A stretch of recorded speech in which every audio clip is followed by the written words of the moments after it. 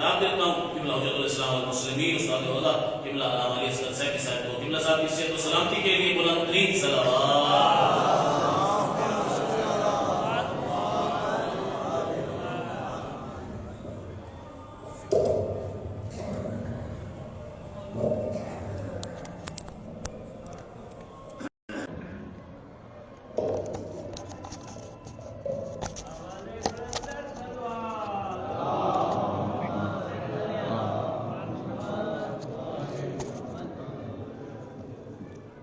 بارے دیگر صلوات پڑھیں اور محمد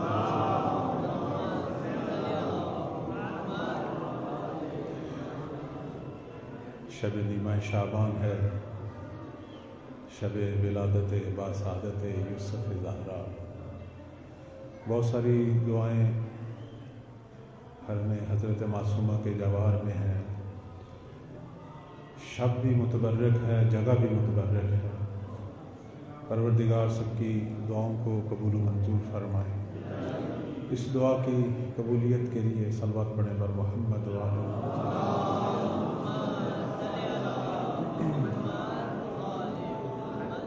اس شب معمولاً لوگ ایک دوسرے کو عید دیتے ہیں. ہماری عیدی حضرت معصومہ سے اور امام زمان سے یہی ہے کہ مولا کے ظہور میں تاجی. اس دعا اور اس عیدی کی قبولیت کے لیے صلوات پڑھیں بر محمد و آلہ.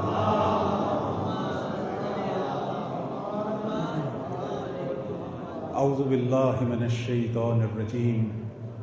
بسم اللہ الرحمن الرحیم. الحمد للہ رب العالمین والصلاة والسلام علی سید الانبیاء وخاتم المرسلین سیدنا و حبیبنا ابی القاسم محمد اللہم صلی اللہ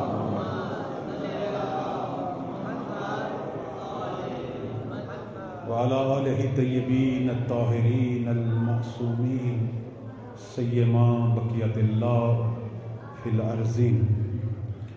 اللہم اجل لولیک الفرج. اما بعد فقال اللہ تبارک و تعالی فی کتابہ المجید. بسم اللہ الرحمن الرحیم. والعصر ان الانسان لفی خسر. صلوات پڑھیں بر محمد و آلہ.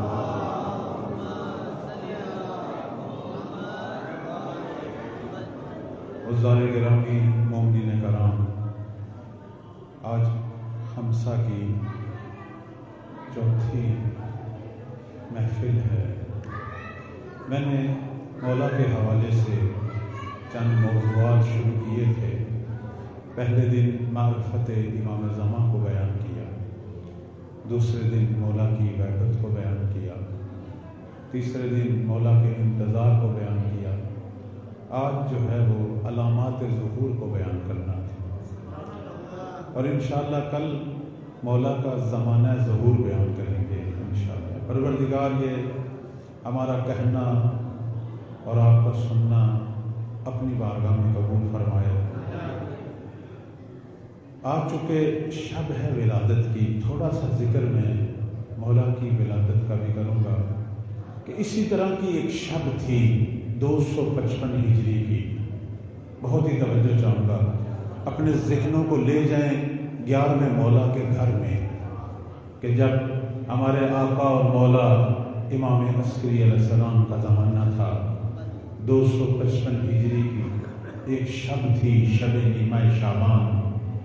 میرے مولا نے اپنی پھپھی کو بلایا کہ جس کا نام تھا حکیمہ خاتون. بہت توجہ چاہوں گا، حکیمہ خاتون کو بلایا کہ پھپھی اماں آج میرے گھر میں آئیں، کیونکہ پروردگار مجھے آج فرزند صالح عطا کرنے والا ہے. حیران رہ گئی حکیمہ خاتون، کہنے لگی اے میرے بھتیجے، اے میرے امام، میں نے تو آپ کی زوجہ کو دیکھا ہے لیکن اس پر کوئی آثار حمل نظر نہیں آئے.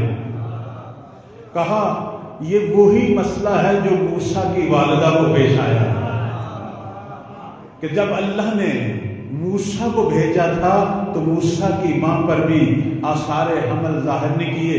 جس طرح موسیٰ اپنی قوم کا ناجی بن کے آیا تھا، آج اس قوم کا ناجی آ رہا ہے.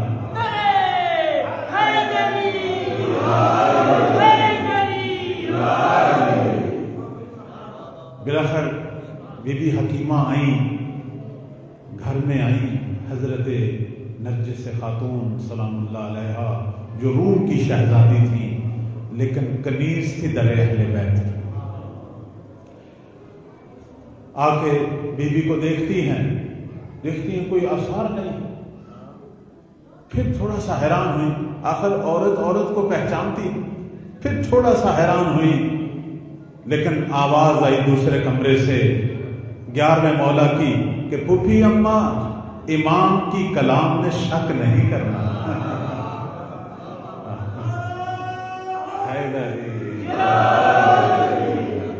کلام امام میں شک نہیں کرنا. کہنے لگی ٹھیک ہے، میرا بھتیجا امام ہے، امام کی کلام خود کلاموں کی امام ہے، کوئی شک نہیں. جناب حکیمہ خاتون کی میں روایت پڑھ رہا ہوں جو ہماری کتابوں میں موجود ہے.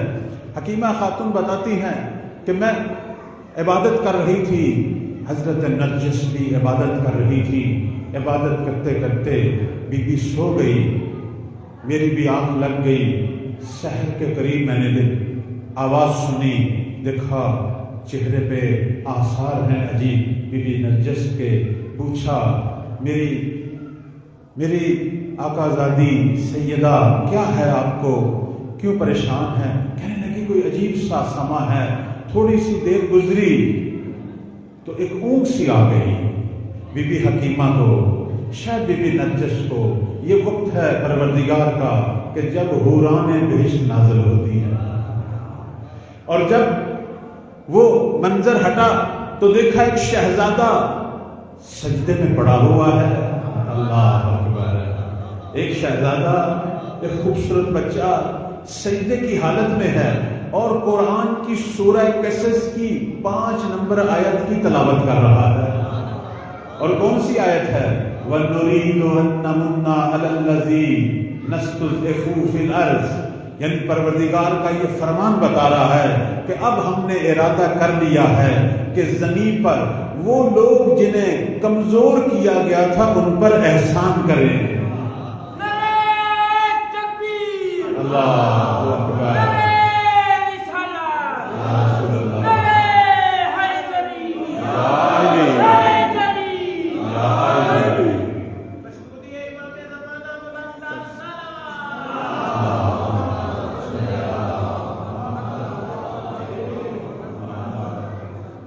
پروردگار کا فرمان تلاوت کر رہے ہیں. امام ہوتے ہیں، ماں کے شکم میں بھی امام ہے. فرمان کیا ہے؟ وَنُرِيدُ أَن نَّمُنَّ عَلَى الَّذِينَ اسْتُضْعِفُوا فِي الْأَرْضِ. پروردگار کا یہ فرمان مہدی لے کر آئے کہ ہم نے یہ ارادہ کیا ہے کہ وہ لوگ جنہیں زمین پر کمزور کیا گیا. امیر المومنین سے پوچھا گیا تھا کہ اس آیت کا مطلب کون سے لوگ ہیں، کنہیں زمین پر کمزور کیا گیا؟ تو مولا نے فرمایا ہم اہل بیت ہیں کہ جن کا حق چھینا گیا تھا. جب خدا مہدی کو بھیجے گا تو ہم اہل بیت کا حق ہمیں واپس ملے گا.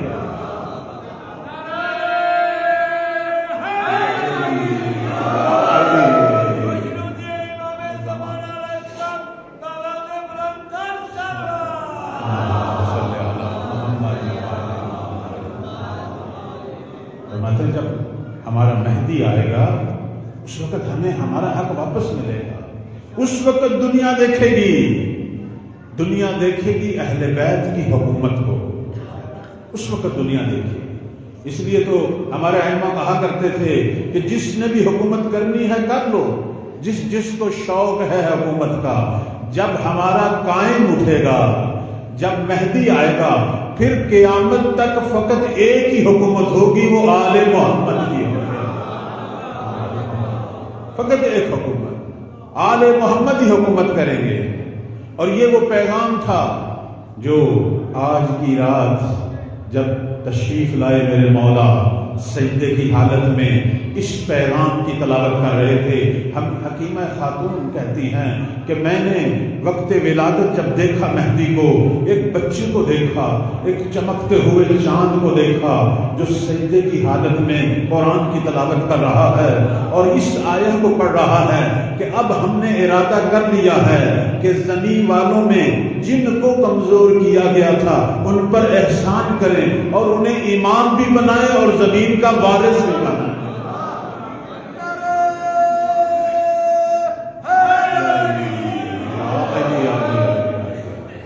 یہ وہ لحظے تھے ولادت کے میرے مولا کے، جب بی بی نے اٹھایا، حکیمہ خاتون نے جو پھوپھی تھی یار مولا کی، اٹھایا بچے کو، کہتی میں نے بچے کو پاک و پاکیزہ پایا، خوشبودار اور معطر پایا۔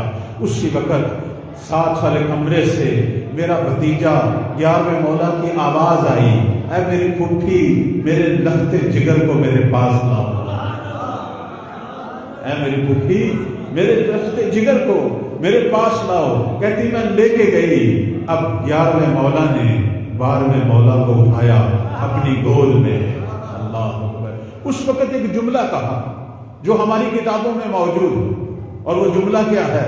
فرماتے ہیں قسم ہے اس پروردگار کی کہ جس نے مجھے اس وقت تک نہیں اٹھایا کہ وہ ہستی دکھائی کہ جو سب سے زیادہ اپنے جسم میں اور سیرت میں ہمارے نانا محمد جیسی ہے۔ اشبہ الناس، کہتے ہیں کہ 2 امام ہیں کہ جو شبیہ پیغمبر گزرے، ایک ہمارے سید شہداء مولا امام حسین، ان کے بارے میں بھی روایات میں آیا کہ وہ شبیہ پیغمبر تھے۔ یہ جو ہم شہزادہ علی اکبر کو کہتے ہیں کہ شہزادہ علی اکبر شبیہ پیغمبر تھے، کیوں؟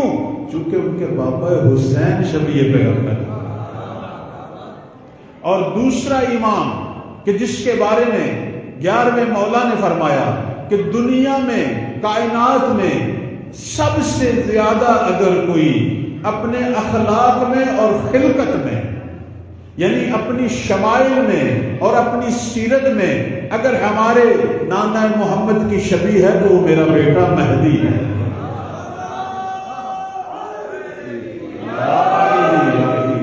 اور یہ تو ہمارے اہل سنت بھائیوں کی حدیثوں میں بھی آیا ہے، یہ روایت ان کی ہے جو میں پڑھ رہا ہوں، ان کی کتابوں میں بھی ذکر ہوا ہے۔ روایت کیا ہے وہ خود لکھتے ہیں اپنی کتابوں میں، ہماری کتابوں میں تو ہے ہی لیکن ان کی کتابوں میں بھی ہے کہ ایک دفعہ نبی نے فرمایا تھا کہ مہدی جو ہے اسمہ اسمی، وہ میرا ہم نام ہے، اس کا نام بھی میں محمد کے نام پہ، کنیت ہو کنیتی، اس کی کنیت بھی میں محمد کے نام پہ۔ اس کے بعد فرمایا شمائلہ شمائلی، وہ شکل و صورت میں بھی میں محمد جیسا ہوگا۔ اور اس کے بعد فرمایا سیرت ہو سیرتی، صرف اپنے شکل و صورت میں نہیں بلکہ اپنے اخلاق اور سیرت میں بھی میں محمد جیسا ہوگا۔ تو اسی لیے سرکار نے فرمایا کہ میں پروردگار کا شکر ادا کرتا ہوں، یہ میرے 11ویں مولا نے فرمایا کہ میں شکر ادا کرتا ہوں کہ خدا نے مجھے زندگی دی کہ شبیہ محمد مجھے دکھا دے گی۔ اور اس کے بعد اپنے فرزند سے کہا اے میرے فرزند، اے مہدی بول کچھ کہہ، تو کہنے لگے بڑے ادب سے بابا جان بتائیں کیا کہوں، قرآن پڑھوں، تورات پڑھوں، انجیل پڑھوں، زبور پڑھوں۔ اس کے بعد مولا نے سلام کرنا شروع کر دیا۔ سب سے پہلے پیغمبر پر سلام کیا، امیر المومنین پر سلام کیا، سارے اماموں پہ سلام کرتے کرتے بابا پر بھی آ کے سلام کیا۔ تو یہ وہ مقام ہے، یہ وہ شان ہے ان ہستیوں کی کہ جن کی آج شب ولادت ہے اور آج اہل بیت کے گھرانے میں خوشی ہے۔ اور ہم شیعوں کی ایک نشانی ہے جو اہل بیت نے بتائی تھی کہ ہمارے شیعہ وہ ہیں جو ہماری خوشیوں میں خوش ہوتے ہیں اور ہماری غمیوں میں غمگین ہوتے ہیں۔ تو آج ان کے گھر میں خوشی ہے تو آج ہم بھی خوش ہیں، ہمارے دل بھی خوش ہیں۔ اور آج استجابت کی رات ہے، آج عبادت کی رات ہے۔ آج میرے عزیزو جو کچھ بھی عبادت کر سکتے ہو، صلوات پڑھ سکتے ہو، استغفار کر سکتے ہو، تسبیح پڑھ سکتے ہو، جس طرح بھی اس شب کو احیا کر سکتے ہو، یہ شب قدر سے کم نہیں ہے۔ صلوات پڑھیں پر محمد و آل محمد۔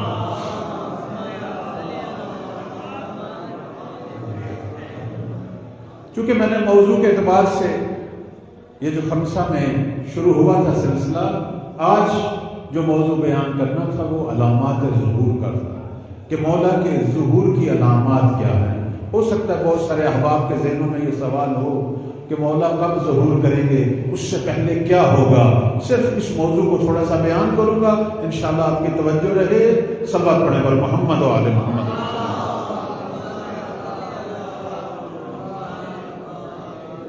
توجہ رکھیں، چھٹے مولا کا فرمان ہے کہ 5 علامتیں ہیں مہدی کے آنے کی۔ جب یہ علامتیں ظاہر ہونا شروع ہو جائیں تو سمجھ لو ہمارا قائم آنے والا ہے۔ یہ 5 علامتیں آج آپ نے یاد کر لینی ہے۔ یہ آج کی عیدی ہے، یہ آج کا تحفہ ہے، ہمیشہ آپ کے ذہنوں میں رہے۔ سب سے پہلے میں فرمان پڑھوں گا مولا کا۔ فرماتے ہیں کہ قبل قیام القائم 5 علامات المحتومات، فرماتے ہیں کہ قائم کے قیام سے پہلے 5 علامتیں ہیں، اور وہ بھی حتمی، ہر صورت میں آئیں گی 5 علامتیں۔ یہ چونکہ آپ کا بھی سوال ہے، ہمارے جوانوں کا، بچوں کا، بعض دفعہ عجیب باتیں ہوتی ہیں، کہیں کوئی بیماری آ گئی، کہتے ہیں جی بس مولا کا ظہور ہونے والا ہے، کہیں کوئی زلزلہ آ گیا، مولا کا ظہور ہونے والا ہے، کہیں کوئی بادشاہ مر گیا، مولا کا ظہور ہونے والا ہے۔ نہیں، ان چیزوں سے ظہور نہیں ہونا۔ 5 علامتیں جو میں نہیں بتا رہا، چھٹا لال زہرا بتا رہا ہے۔ صلی اللہ محمد و آل محمد۔ یہ مولا کا پیغام ہے کہ یاد رکھو قائم کے آنے کی 5 علامتیں۔ جب یہ علامتیں ظاہر ہونا شروع ہو جائیں تو سمجھ لو، تیاری کر لو، ہمارے قائم کے آنے کا زمانہ ہے۔ پہلی علامت کیا ہے؟ اب یہاں سے آپ نے توجہ کرنی ہے، بہت ہی توجہ چاہوں گا۔ چھوٹا سا یہ درس ہے لیکن انشاءاللہ یاد رہے گا، آپ کے ذریعے اور بھی بہت سارے لوگوں کو یہ درس ملے گا۔ پہلی علامت سفیانی کا خروج، دوسری علامت یمنی کا قیام، تیسری علامت آسمانی آواز، چوتھی علامت وادی بیضاء میں ایک لشکر غرق ہوگا، اور 5ویں علامت نفس زکیہ کی شہادت۔ یہ 5 علامتیں ہیں، تھوڑی تھوڑی میں ان کی تشریح کروں گا، اگر مزاج ہے تو صلوات پڑھیں پر محمد و آل محمد۔ سب سے پہلی علامت سفیانی۔ سفیانی کون ہے؟ کہتے ہیں کہ مولا کے ظہور سے 15 مہینے قبل سرزمین شام سے ابو سفیان کی نسل سے ایک شخص اٹھے گا جو سرزمین شام پہ قبضہ کر لے گا، اس کے علاوہ عراق پہ قبضہ کرے گا، حجاز پہ قبضہ کرے گا، اور ایک حکومت تشکیل دے گا، اور یہ حکومت بہت ظالم ترین حکومت ہوگی۔ اور اس لیے ہمارے ائمہ کہتے ہیں کہ اگر کسی پلید شخص کو دیکھنا ہے تو سفیانی کو دیکھنا، جو نام تو اسلام کا لے گا لیکن دشمن اہل بیت ہوگا۔ آخر نسل کس کی ہے؟ ابو سفیان کی ہے، دشمن اہل بیت ہوگا۔ شیعوں کا قتل عام شام میں، عراق میں، یہ وہ زمانہ ہوگا کہ جب شیعوں کے سروں کی قیمتیں لگیں گی۔ جب جس طرح آپ نے پہلے بھی دیکھا، ایک داعش نامی ایک گروہ اٹھا، یہ چھوٹے چھوٹے طوفان ہیں، ایک بڑا طوفان سفیانی آنے والا ہے کہ جس کی خبر ہمارے ائمہ نے دی تھی۔ یہ سفیانی قتل و غارت کرے گا، نام تو لے گا کہ اسلام کا، کہ میں اسلام کا بڑا مدعی ہوں، میں اسلام کا دعوے دار ہوں، اور اس نے جو ظالم حکومت بپا کرنی ہے، یہ حکومت جو ہے وہ سوریہ سے عراق، اردن اور اسی طرح حجاز تک پھیلے گی، اور بے پناہ قتل و غارت۔ اور یہ 15 مہینے سے زیادہ اس کا قیام نہیں چلنا، 15 مہینے تک۔ 15 مہینے کے بعد یہ مولا کے ہاتھوں سے نال ہو جائے گا۔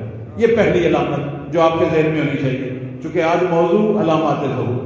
دوسری علامت، مولا فرماتے ہیں کہ یمن سے ایک یمنی کا قیام، ایک یمنی شیعہ سرزمین یمن سے اٹھے گا، پوری دنیا کے لوگوں کو دعوت دے گا، پوری دنیا کے شیعہ، پوری دنیا میں اہل بیت کے چاہنے والے اس کی آواز پہ لبیک کہیں گے۔ وہ کس لیے اٹھے گا؟ مولا کے ظہور کے لیے، امام کے ظہور کے لیے تیار ہوگا، اور یہ جس سفیانی کی میں نے بات کی ہے اس کے مد مقابل کھڑا ہوگا، اس سے لڑے گا، اس کے ساتھ اس کی جنگ ہوگی۔ دنیا میں اس وقت اسلام کے اندر دو طاقتیں ہوں گی، ایک سفیانی کی، ایک یمانی کی۔ تمام مکتب شیعہ، تمام اہل بیت کے ماننے والے، سارے سچے مسلمان اس کے پرچم تلے جمع ہوں گے۔ اس لیے ہماری روایات میں یہ آیا ہے کہ قائم کے خروج سے پہلے کئی پرچم اٹھیں گے، لیکن پرچم خیر یمانی کا ہوگا۔ اور یہ بھی فرمایا گیا کہ یمانی جب اٹھے، جب ہمارا یمنی یا یمانی اٹھے تو اس کی مدد کے لیے جانا، چاہے آپ کو برف پر گھسٹ کر ہی کیوں نہ جانا پڑے، اس حد تک حکم ہے۔ یہ ہے کون؟ کہتے ہیں کہ یہ بھی اہل بیت میں سے ہے، یہ بھی آل رسول کی نسل میں سے ہے۔ بعض روایات میں اسے حسن کا نام دیا گیا ہے، بعض میں حسین کا۔ بالاخر یہ وہ ہستی ہے کہ جس دن سفیانی اٹھے گا شام سے، یہ اٹھے گا یمن سے، یہ دو طاقتیں، اور بہت ساری جگہوں پر ان کی جنگ بھی ہوگی، جس کی ایک مثال ہماری روایات میں آئی ہے۔ چونکہ یہ درس ہے اور میں چاہتا ہوں کہ یہ کلیدی معلومات ہیں، آپ کی خدمت میں پیش ہوں۔ مثلا مثال یہ ہے کہ کربلا میں سفیانی پہنچے گا کربلا کے شیعوں کو مارنے کے لیے، تو یمن کے لوگ پہنچیں گے وہاں بچانے کے لیے، اور جگہ جگہ جنگ ہوگی۔ اسی زمانے میں کہتے ہیں خراسانی بھی ہوگا۔ خراسانی خراسان سے، اسی سرزمین ایران، افغانستان، ترکمانستان، انہی علاقوں سے، یعنی وہ خراسان جو چھٹے مولا کے زمانے میں تھا، اسی جگہ سے ایک شخص خراسانی بھی اٹھے گا کہ جو یمانی کے ہم قدم ہوگا۔ خلاصہ یہ ہے کہ پہلی دو علامتیں آپ کے ذہن میں آ گئیں، ایک سفیانی کا خروج اور ایک یمنی کا قیام۔ دونوں کی مدت 15 ماہ پہلے ہے، یعنی مولا کے ظہور سے 15 ماہ پہلے یہ دو شخص ظاہر ہوں گے۔ اس لیے آپ دیکھیں کہ ائمہ نے منع فرمایا ہے کہ ظہور کا وقت معین نہیں کرنا۔ ہمارے بعض لوگوں کو عادت ہے، بعض دفعہ ممبر پر بھی ایسی باتیں کر جاتے ہیں، دیکھو جی فلاں مسئلہ ہو گیا، فلاں ملک میں بہت بڑا زلزلہ آ گیا، فلاں جگہ جنگ چھڑ گئی، فلاں جگہ یہ بیماری آ گئی، بس ظہور کا وقت ہے، بس ظہور ہونے والا ہے، بس تیاری کر لو۔ نہیں، اگر کوئی ایسی بات کرتا ہے تو کذاب ہے۔ ظہور کا وقت کب ہے؟ جب یہ علامتیں ظاہر ہوں۔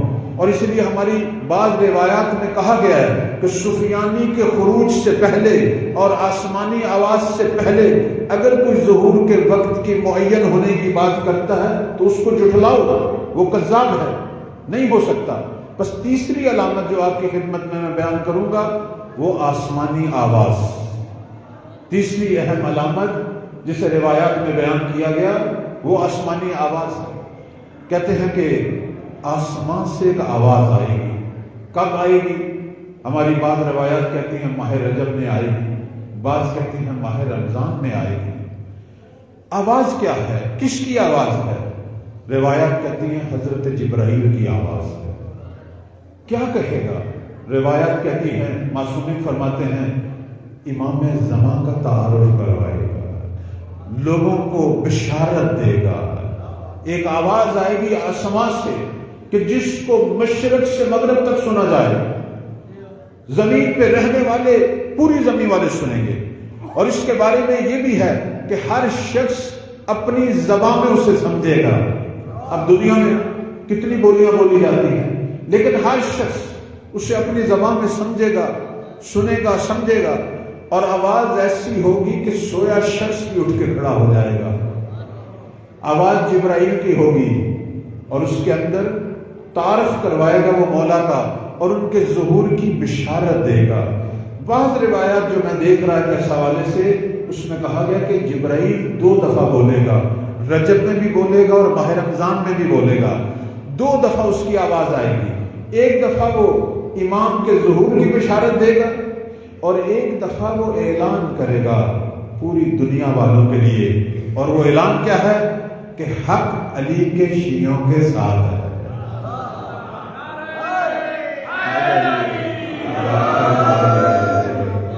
اب اس آواز آواز کا اثر کیا ہوگا، میں اس کی طرف آنا چاہتا ہوں، تھوڑی سی تشریح کروں گا۔ آواز کا اثر یہ ہوگا، روایات یہ کہتی ہیں کہ اس آواز کے بعد پوری دنیا کے اندر جو دشمنان اہل بیت ہیں یا دشمنان اسلام ہیں، ان کے چہرے تو سیاہ ہوں گے، وہ تو پریشان ہوں گے، لیکن مکتب اہل بیت، محبان اہل بیت، ان کے چہرے چمکیں گے، وہ خوش ہوں گے، چونکہ جو نشانیاں انہوں نے سنی تھی وہ پوری ہو رہی ہیں، مولا کے ظہور کا وقت نزدیک آ رہا ہے۔ غالباً 3 یا 3.5 ماہ پہلے ظہور سے یہ آواز آئے گی۔ اب اس کے بعد اثر کیا ہونا ہے؟ کہتے ہیں مومنوں کے گھروں میں ایک عجیب حالت پیدا ہوگی، جہاں جہاں بھی شیعہ آباد ہوں گے۔ حالت کیا پیدا ہوگی؟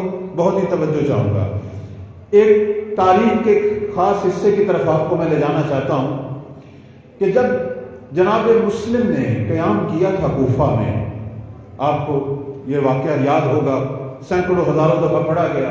کوفہ میں جب قیام ہوا تھا، حضرت مسلم کے پیچھے ہزاروں لوگ تھے۔ مسلم نے جب قیام کیا تھا تو ہزاروں لوگ تھے، لیکن جب مغرب کی نماز پڑھی تھی اس کے بعد کوئی بھی نہیں بچا۔ کیوں؟ اس کی ایک وجہ بیویاں تھیں۔ اب بیویاں ناراض نہ ہوں، چونکہ دوسری طرف بیویاں بیٹھی ہیں، میں نے بیویوں کی تعریف بھی کرنی ہے۔ ایک وجہ خود ہماری بیویاں بھی تھی۔ جب اس نے ابن زیاد نے اعلان کیا تھا کہ شام سے فوج آ رہی ہے اور میں سخت جنگ کروں گا اور تمہارے جوانوں کو قتل کروں گا اور تمہارے گھروں کو گراؤں گا اگر مسلم کا ساتھ نہیں چھوڑا، تو کہتے ہیں گھروں سے بیویاں اٹھیں، آئیں۔ بیوی شوہر کا ہاتھ پکڑ کے لے گی کہ اگر تو مارا گیا تو پیچھے کون ہے، گھر بھی ظالم گرا دے گا۔ بہن بھائی کو لے گی، بیٹی روتی ہوئی آئی باپ کو لے گی، اور یوں تھوڑی دیر بعد وہ لشکر جو نعرے لگا رہا تھا، جو محبان علی تھے، نعرے لگا رہے تھے بظاہر، ان میں سے کوئی بھی نہیں بچا اور مسلم اکیلا ہو گیا۔ یہ تو واقعہ آپ کو یاد ہے۔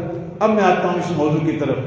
جب یہ آواز سنائی دے گی، یہ آسماں سے مولا کے ظہور کی بشارت کی جب یہ آواز آئے گی، کہتے ہیں اس وقت پوری دنیا کے شیعوں کے گھروں میں ایک عجیب حالت ہوگی۔ حالت کیا ہوگی؟ بیویاں اپنے اپنے مردوں کو بازوؤں سے کھینچ کر باہر نکالیں۔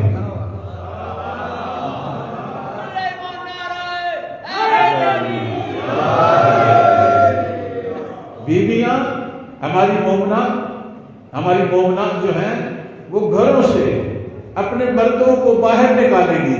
مرد کہیں گے کہ ہم دل تو کرتا ہے جائیں مکے میں، مولا کی خدمت میں پہنچے، لیکن چھوٹے چھوٹے بچے ہیں، تم بھی عورت ذات ہو، کیسے تم کو میں اکیلا چھوڑوں؟ وہ کہیں گی ہم ساری بی بی نرگس کی کنیزیں ہیں، ہماری پرواہ نہیں کرنی۔ آج فرزند زہرا کو مدد کی ضرورت ہے، ہماری طرف مڑ کے نہیں دیکھنا۔ کہتے ہیں بیوی شوہر کا ہاتھ پکڑے گی، اسے باہر کی طرف روانہ کرے گی۔ بہن بھائی کو، بیٹی باپ کو ایک عجیب سما ہوگا کہ خواتین ہماری مومنات جو ہیں وہ لشکر کو مہدی زہرا کی طرف بھیجیں گی، اور پوری دنیا سے مومنین جو ہیں وہ رواں دواں ہوں گے فرزند زہرا کی نصرت کے لیے۔ یہ تیسری علامت آپ کے ذہن میں رہے۔ پھر میں دہراتا ہوں، پہلی علامت سفیانی کا خروج، سفیانی کا فتنہ، دوسری علامت یمن سے ایک یمنی کا قیام، اور تیسری علامت آسمان کی آواز، اور چوتھی علامت میرے عزیزان بزرگان، چوتھی علامت خسف بیضا۔ ایک وادی ہے، وہ لوگ جو حج اور عمرہ کے لیے جاتے ہیں انہیں معلوم ہے، مدینہ سے مکہ کی طرف جب جائیں راستے میں ایک وادی آتی ہے، وادی بیضا، جسے عام طور پر آج کل عرب لوگ کہتے ہیں وادی جن۔ وہاں ویسے کوئی بھی نہیں ٹھہرتا۔ وادی بیضا وہ وادی ہے کہ جہاں سفیانی کا لشکر زمین غرق ہوگا۔ یہ پروردگار کی مدد۔ جب میرے مولا نے قیام کرنا ہے تو پروردگار نے جو سب سے پہلی مدد مہدی کی کرنی ہے، دشمن کا جو پہلا لشکر آ رہا ہوگا، پروردگار اسی سرزمین بیضا پر اسے غرق کر دے گا۔ کہتے ہیں سفیانی مولا کے ظہور کے وقت اپنا ایک لشکر بھیجے گا، اپنی فوج بھیجے گا۔ وہ فوج جب وادی بیدا پہنچے گی تو آسمان سے آواز آئے گی۔ اب ظاہر جبرائیل کی آواز ہے کہ اے سرزمین بیدا، ان دشمنان اسلام کو نکل لے۔ زمین پھٹے گی، پورا لشکر زمین میں غرق ہو جائے گا۔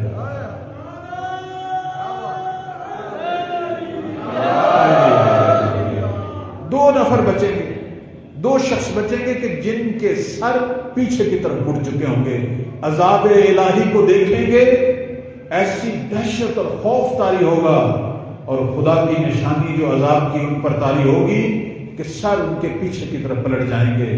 ایک پہنچے گا مولا کی خدمت میں، اس عذاب کی خبر دے گا، اور ایک سفیانی کو جا کے بتائے گا کہ تیرا لشکر پروردگار نے اس طرح تباہ و برباد کر دیا ہے۔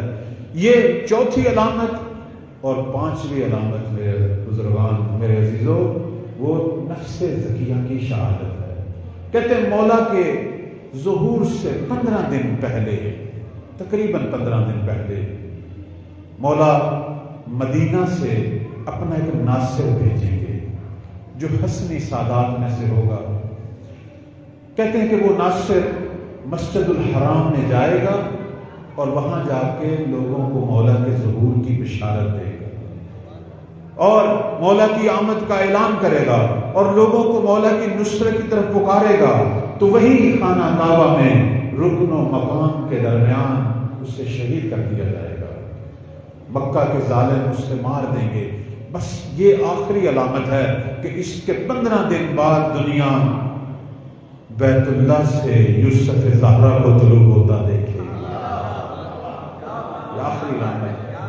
کہتے ہیں کہ یہ جو واقعہ نفس زکیہ کی شہادت کا ہے، اس کا اتنا اثر ہوگا پوری دنیا میں کہ پوری دنیا کے شیعہ جہاں جہاں بھی ہوں گے، جب نفس زکیہ کی شہادت کو دیکھیں گے، کہتے ہیں سجدے میں گر جائیں گے اور پکاریں گے دل و جان سے، کہیں گے پروردگارا اب ہم سے صبر نہیں ہوتا، اب ہم سے صبر نہیں ہوتا۔ کیونکہ وہ جو شخص مارا جائے گا وہ کوئی عام شخص نہیں ہوگا، وہ بھی ایک معروف شخص ہوگا کہ جس سے مولا بھیجیں گے۔ اب ہم سے صبر نہیں ہوتا، اب ہمارے امام کے ظہور میں تاجیل کر، جب تک تو ہمارے مولا کو ظاہر نہیں کرے گا ہم سر سجدوں سے نہیں اٹھائیں گے۔ اتنے دل و جان سے، اخلاص سے دعا کریں گے۔ دعا ہوتی بھی ایسے ہے، دعاؤں کا بڑا اثر ہوتا ہے۔ بعض دفعہ لوگ پوچھتے ہیں کہ یہ جو آپ کہتے ہیں مولا کے ظہور کی دعا کرو، مولا کی سلامتی کی دعا کرو، امام کو بلا دعا کی کیا ضرورت ہے؟ امام تو وہ ہے کہ جس کی حفاظت کا ذمہ اللہ نے لیا ہوا ہے۔ نہیں، دعا کے اپنے فوائد ہیں، دعا کے اپنے ثمرات ہیں۔ ہم پڑھتے ہیں روایات میں اللہ نے بنی اسرائیل کے لیے موسیٰ کو بھیجنا تھا لیکن دیر سے بھیجنا تھا۔ کہتے ہیں کہ بنی اسرائیل اس طرح اخلاص سے دعا کی، انہوں نے اس طرح دل و جان سے دعا کی کہ 150 سال بعد بھیجنا تھا اللہ نے، لیکن ان کی دعاؤں کے صدقے پہلے بھیج دیا۔ دعا میں تاثیر ہوتی ہے، کیوں نہیں ہوتی دعا؟ جب انسان اپنے مولا کے لیے دعا کرے، پروردگار نے تو کہا ہے دعا کرو، حتیٰ اپنے امام کے لیے۔ یہ جو دعا سلامتی ہے جس پر عام طور پر بعض لوگ شبہ بھی پیش کرتے ہیں کہ کیوں مولا کی سلامتی کی دعا مانگے، آیا مولا کو ہماری دعا کی ضرورت ہے؟ کیوں نہیں؟ دعا کے 3 اہم فائدے ہیں جب ہم یہ دعا مانگتے ہیں اللہم اجل ولی۔ اس کے 3 فائدے ہمارے علماء بتاتے ہیں اور تینوں فائدے روایات میں بھی۔ پہلا فائدہ کیا ہے کہ جب تو مولا کے لیے دعا کرتا ہے تو گویا مولا کو یاد کرتا ہے، تیرے دل میں ذکر مہدی آتا ہے۔ یہ توفیق ہے یا نہیں؟ بہت سارے لوگوں کو یہ توفیق نہیں۔ دل میں یاد امام آنا یہ توفیق پروردگار۔ جب تو ان کو یاد کرتا ہے، کیسے ہو سکتا ہے وہ تجھے یاد نہ کرے؟ کیسے ہو سکتا ہے تو انہیں یاد کر اور وہ تجھے یاد نہ کرے؟ پہلا فائدہ دعا کا یہ ہے، یاد ہے اپنے امام کی۔ دوسرا فائدہ کیا ہے کہ تو جو دعا کر رہا ہے وہ اللہ قبول بھی کرتا ہے۔ کیوں نہیں؟ امام کے حق میں دعا کریں، پروردگار قبول کرتا ہے۔ بے شک انہیں ہماری دعاؤں کی ضرورت نہیں ہے، لیکن اللہ کو پسند ہے کہ اس کے ولی کے لیے دعا کرے، پسند ہے۔ اور ہم دیکھتے ہیں روایات میں کہ ایک دفعہ امام ہادی صلوات اللہ علیہ صلوات پڑھنے پر محمد علیہ متوکل نے انہیں بلایا، ظالم بادشاہ نے اپنے دربار میں، ہمارے دشمن مولا گھوڑے پر بیٹھے تشریف لا رہے ہیں، تو ایک اصفہان کا ایک شخص تھا، اب یہ روایت موجود ہے، وہ کہتا ہے میں شیعہ نہیں تھا، وہ دوسرے مذہب کا تھا، کہتا میں وہاں گیا، میں تو گیا تھا متوکل کے دربار میں اپنا کوئی مسئلہ پیش کرنے، لیکن مجھے پتا چلا کہ علویوں کا شیعوں کا امام آ رہا ہے، اور وہاں لائنیں لگی ہوئی تھی، اور ادھر سے مجھے یہ بھی پتا تھا کہ یہ ہمارا جو بادشاہ ہے یہ دشمن ہیں آل فاطمہ کے، تو میں نے اتنی خوبصورت ہستی کو جب آتے دیکھا، جب اس کی نظر پڑی نا امام ہادی پر، تو اس نے دور سے جب مولا کے حسن و جمال کو دیکھا تو کہنے لگا کہ آج تک میں نے شیعوں کو کوئی امام نہیں دیکھا تھا، بس پہلی نظر دیکھی تو عاشق ہو گیا، بس میرے دل کو میرے مولا نے تسخیر کر لیا، ایک دم میرے دل سے دعا نکلی،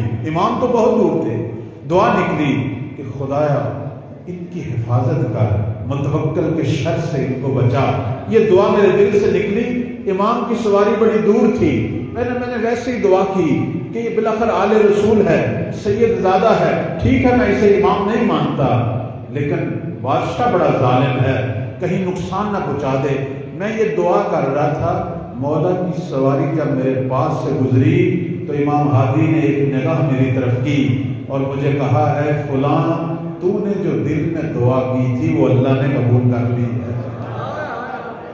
اللہ اکبر، یہ تو وہ ہستیاں ہیں جو دلوں کے حال کو جانتی ہیں، بس کہتا وہی لحظہ تھا، میں سمجھ گیا کہ جو ہستی میرے دل کو پڑھ رہی ہے وہی تو ہے زمین پر حجت خدا، اس کے علاوہ کون ہو سکتا ہے؟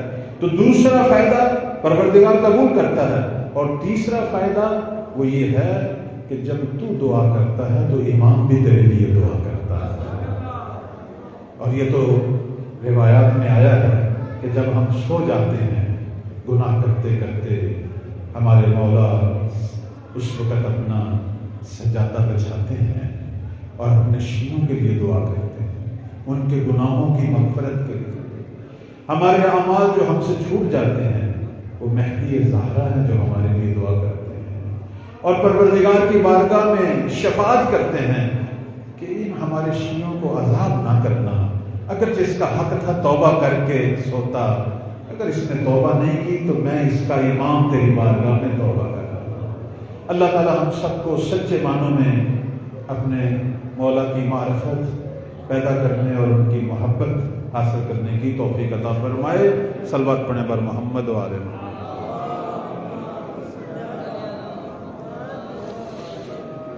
سوال ہے کہ آیا کوئی شخص امام کو خواب میں دیکھ سکتا ہے؟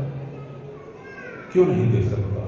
مولا کی زیارت ہو سکتی ہے، اور اگر کوئی امام کو دیکھتا ہے تو اسے کیسے پتہ چلے گا یہ امام زمانہ ہے؟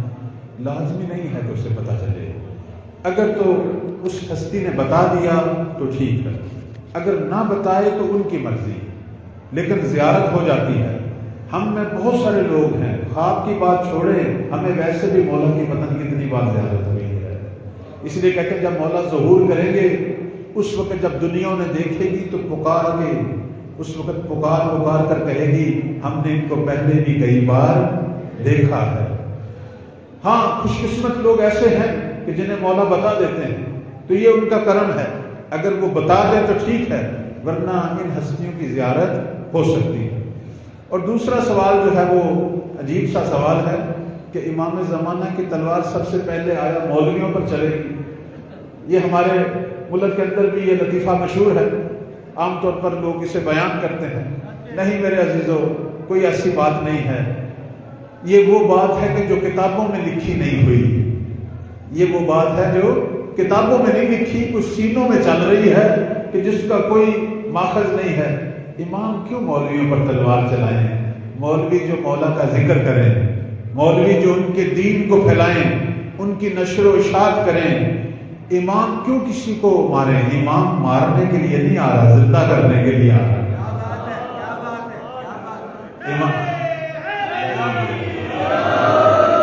ہمارے بہت سارے لوگ ڈرے ہوتے ہیں کہ مولا جب آئیں گے تلوار چلائیں گے. نہیں میرے عزیزوں، ڈرنے کی بات نہیں.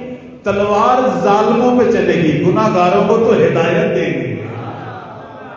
تلوار ظالموں پہ چلے گی، ان لوگوں پہ چلے گی کہ جن کا علاج ہی تلوار ہے. لیکن وہ علماء جو خدمت گزار ہیں، جو دین کی نشر و اشاعت کر رہے ہیں، وہ مولا کی فوج کا ہر اول دستہ ہوں گے، وہ مولا کی فوج کا حصہ ہوں گے. البتہ میں اس بات کو رد نہیں کرتا، وہ مولوی دوسرے مکتب والے کہ جنہوں نے ہر دور میں ہمارے اماموں کو تنگ کیا تھا، اگر انہوں نے مہدی کو تنگ کیا تو وہ تلوار سے نہیں بچیں گے.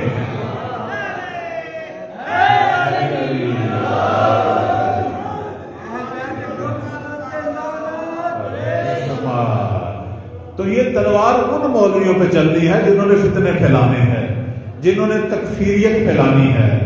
ہمارے اپنے مذہب کے مولوی تو شہداء ہیں، یہ تو مولا کے قدموں میں جان دیں گے. ایک فاتح کی بھی اپیل ہے.